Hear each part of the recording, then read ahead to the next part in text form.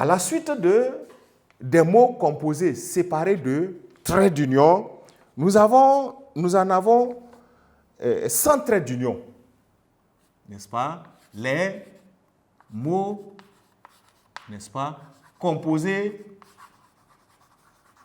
n'est-ce pas, 100 traits d'union, 100 traits d'union,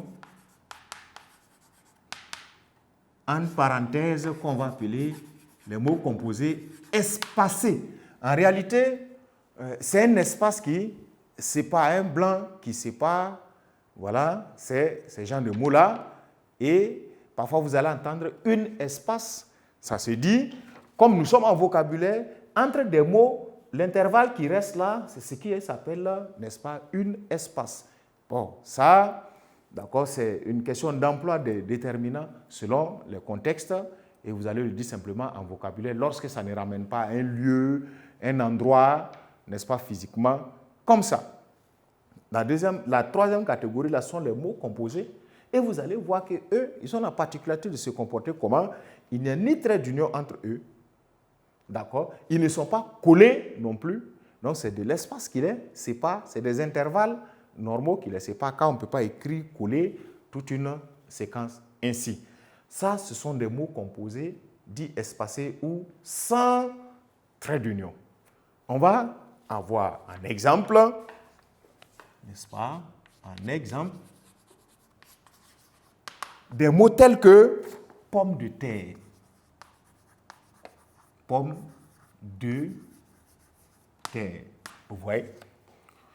La pomme de terre est un mot. C'est un objet. Ça ramène à un même objet. Un seul objet.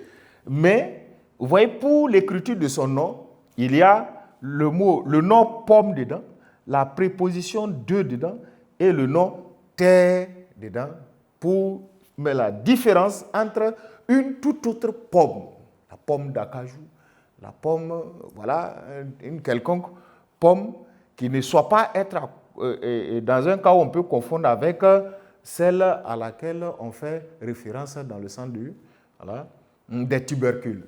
D'accord? Alors, pomme de terre, vous avez des mots tels que œil de bœuf, œil de bœuf. Alors, en réalité, qui ne ramène pas en tant que tel, pardon, œil de bœuf, j'ai sauté le U, tant pour moi, d'accord, œil de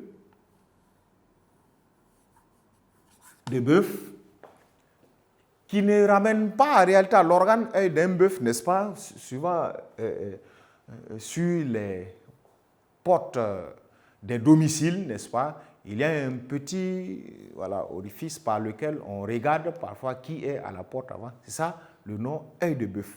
Mais quand vous regardez œil de bœuf tel que c'est écrit, alors ça respecte un peu la même nomenclature que pomme de terre, n'est-ce pas, ou dans même certains mots encore tels que, on va mettre pot de vin. Un pot de vin, d'accord, voilà, c'est ce qu'on peut prendre pour corrompre une personne, n'est-ce pas? Un pot de vin, à l'image de bien d'autres exemples. Voilà la caractéristique de base, la présentation, n'est-ce pas, des mots qui se comportent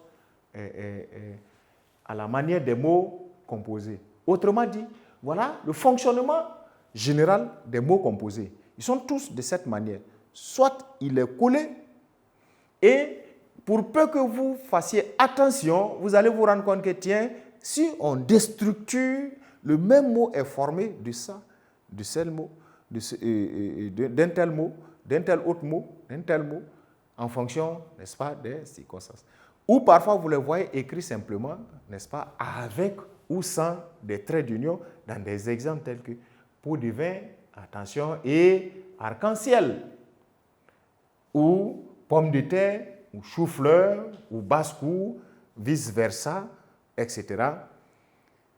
Quand on a intégré cela, c'est à ce moment qu'on commence à comprendre la structure des compositions de chacun. Car on peut les expliquer. Dans cette structure, vous avez chou et fleur, nom plus nom.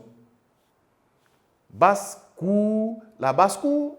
Regardez, ça ressemble à un adjectif qualificatif. Sinon, c'est l'adjectif qualificatif de bas, ce qui est bas, la basse-cour.